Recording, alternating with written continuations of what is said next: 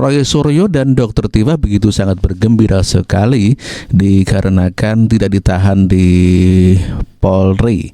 Ya, Bareskrim Polri tidak menahan Roy Suryo dan Tifa, langsung dikembalikan atau dipulangkan setelah diperiksa oleh Bareskrim Polri.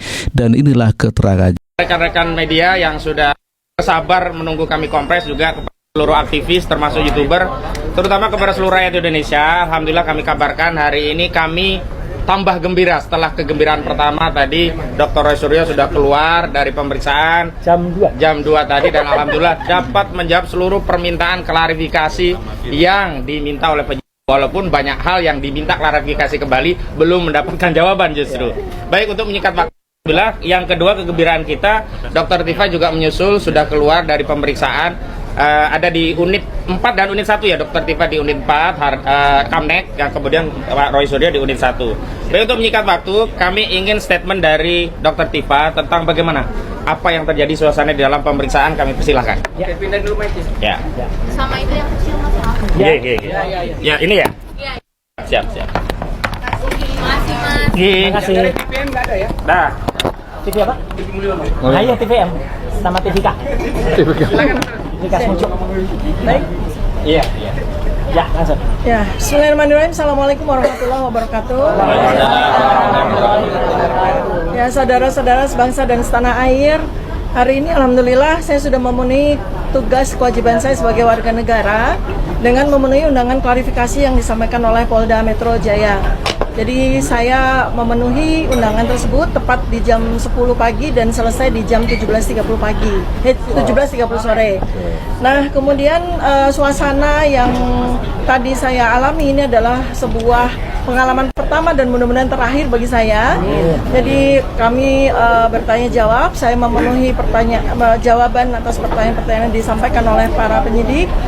Dan kemudian saya juga menyampaikan bahwa surat undangan klarifikasi ini adalah seharusnya sesuai dengan apa yang tertulis di dalam undangan klarifikasi, yaitu definitif disampaikan bahwa undangan klarifikasi ini adalah sesuai dengan peristiwa yang dilaporkan oleh pelapor yang terjadi di Jakarta Selatan tanggal 26 Maret 2025. Tetapi sayangnya, saya berkali-kali minta klarifikasi, minta penjelasan tentang apa sebetulnya peristiwa yang terjadi di tanggal 26 Maret 2025 tersebut.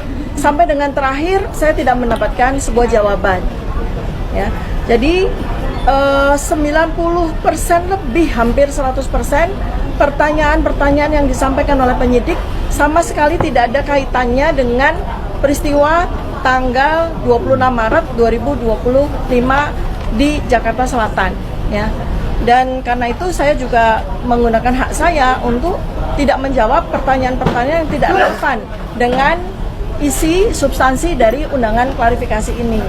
Ya, tetapi saya tentu saja harus memberikan apresiasi yang jujur ya kepada Polda, anggota-anggotanya, memberikan saya akomodasi fasilitas pelayanan dan penerimaan dengan sangat baik, termasuk di awal saya sudah meminta bahwa saya bersedia sampai jam 17, ternyata alhamdulillah dipenuhi, sehingga semua pertanyaan bisa kita perlakukan dengan baik gitu ya, dan cukup ya, artinya pas sekali waktunya.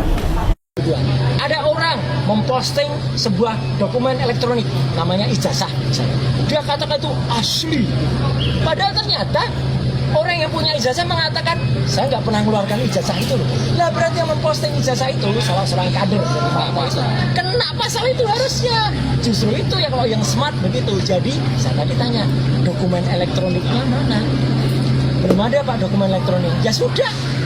Kalau belum ada dokumen elektroniknya ya kalau jadi saya tadi tidak minta berhenti, tapi memang selesai pemeriksaannya, selesai karena tidak ada lagi yang bisa ditanyakan, ya karena jawaban saya smart, sharp pada pertanyaan-pertanyaan yang harusnya ditanyakan. Dan penyidik sekali lagi anak buah Pak Kapolda dan juga anak buahnya Pak Kapolri menjalani itu dengan baik, dia juga nggak ngeyel, Ya, dia katakan, oh iya Pak, baik Pak. Kalau profesional dan malah kita kasih kuliah tadi panjang, Mirga ngobrol di dalam bagus sekali dan juga bagus. Jam 12 tadi saya beri waktu untuk sholat zuhur, makan, sholat, kemudian juga hari ini begitu sudah selesai, ya selesai, udah di print, klik, semua sudah saya teken, tanda tangan, ya.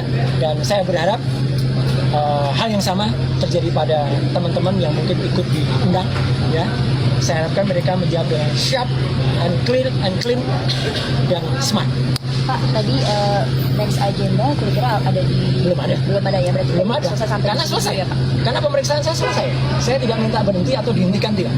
Ya, Anda tahu teman-teman, saya alhamdulillah sehat walafiat, ya, gitu jasmani. Terus rohani saya tadi juga bilang di dalam.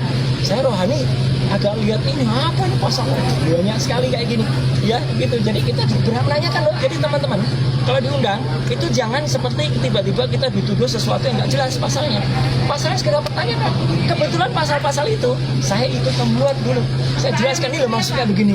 Di naskah akademiknya ini loh. Jadi harus ngerti pasal itu, bukan asal kemudian ada pasal ini dipakai untuk mempidanakan orang. Jangan sampai ya. Jangan kita malah justru memiliki mensreah atau niat kurang baik untuk mempidanakan orang. Mas Roy, siapa lagi? Masih ada Dokter Tifa di dalam, dan moga-moga Dokter Tifa juga sama, moga-moga bisa smart dan clean dan menjawab. Tapi ya kita berdoa saja, dan moga-moga kalau ada teman-teman yang lain ya, saya berharap tidak banyak lagi yang harus dibuat dipanggil atau bahkan dibikin susah dengan ada laporan yang nggak jelas. Ya. Ini laporan nggak jelas ini. Laporan kok nggak ada yang terlapor. Sekali lagi loh ya, bohong kalau dikatakan sudah ada terlapor. Nggak ada. Dalam klarifikasi itu belum ada terlapornya. Ya, gitu ya, saya kira. Oke, terima kasih. Terima kasih teman-teman sudah menunggu sampai sore ini.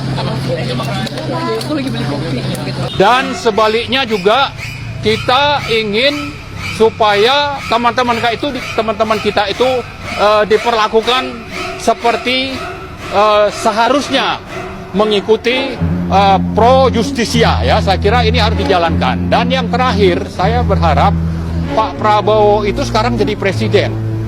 Jadi jangan biarkan polisi bertindak mengikuti keinginan Joko Widodo yang sudah melakukan kriminalisasi terhadap 2 orang yang saya kira statusnya masih dihukum 6 tahun. Terhadap saudara pelapor ya. Pelapor itu melaporkan belum ada yang terlapor gitu. Jadi melaporkan atau membuat laporan ini pada tanggal 30 April 2024 dan langsung terbit hari itu juga ya surat perintah. Kami ajak Anda pemirsa bergabung dengan rekan kami Margareta Novita di Polda Metro Jaya. Selamat malam Margareta, bagaimana pemeriksaan kasus ijazah dari Presiden ke-7 Republik Indonesia Joko Widodo di sana? Ya, Nana, Vena dan juga pemirsa, baru saja tadi berlangsung konferensi pers ataupun doorstop dari Kabid Humas Polda Metro Jaya, Ade Ari Syam Indradi, yang menjelaskan juga bagaimana terkait soal update pelaporan dugaan ijazah palsu Presiden ke-7 Republik Indonesia Joko Widodo. Dan tadi sempat disebutkan bahwa sejak awal hingga hari ini terdapat 24 saksi ini total yang sudah diperiksa ataupun dimintai keterangan.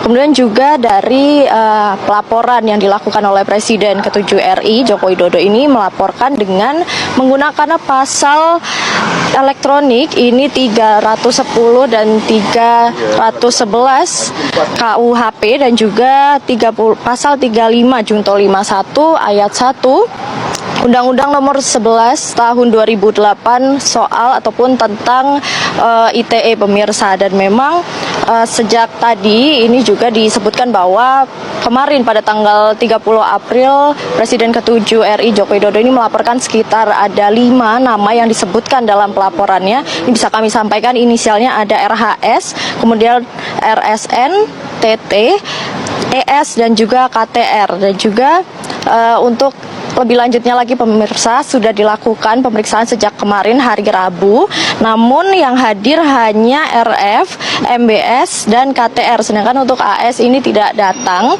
Dan untuk hari ini pemirsa, tadi sore ini hadir RS yakni Roy Suryo dan juga ada TT pemirsa, ini ada Dokter Tifa yang juga diperiksa ataupun dimintai keterangan sebagai saksi hari ini. Tadinya Roy Suryo ini dan juga Dr. Tifa hadir di Polda Metro Jaya sejak siang dan diperiksa hingga sore. Ini kalau Roy Suryo sendiri sejak pukul 10 hingga 15 waktu Indonesia Barat. Totalnya sekitar 4 hingga 5 jam diperiksa dan tadi menyatakan bahwa dirinya ini diperiksa sekitar 26 pertanyaan oleh penyidik. Ini didominasi dengan pertanyaan pribadi dan juga pertanyaan mengenai di mana Roy Suryo ini bersekolah, kemudian juga bagaimana ijazahnya dan lain sebagainya. Kemudian pemirsa juga ada Dr. Tifa ini masih menjalani pemeriksaan dan baru saja tadi sudah selesai dan sedang melakukan konferensi pers kepada awak media. Maka dari itu memang kami masih menunggu bagaimana pernyataan dari Dr. Tifa. Dan ada yang menarik juga pemirsa bahwa dari pengakuan Roy Suryo sendiri ini mengatakan bahwa surat yang ia dapatkan ataupun surat pemanggilan dari Polda Metro Jaya ini tidak terlampirkan nama-nama terlapor, sehingga memang ini sempat sedikit membingungkan bagi para saksi yang ingin diperiksa di Polda Metro Jaya. Apakah benar ini surat ditujukan kepada mereka karena tidak tertulis nama pelapor, hanya maksud kami tidak tertulis nama terlapor, hanya tertulis nama pelapor, di mana ini sempat membuat bingung. Kemudian juga Roy Suryo mengatakan agar pihak kepolisian ini lebih menjalankan kewajibannya dengan baik karena hal ini menjadi sorotan karena membuat sedikit bingung para saksi. Dan memang untuk saat ini kami masih menunggu bagaimana tanggapan ataupun keterangan yang akan diberikan Dr. Tifa sejak tadi sore sudah selesai dilakukannya pemeriksaan. Kembali ke studio. Reta Novita, terima kasih atas laporan Anda langsung dari Polda Metro Jaya.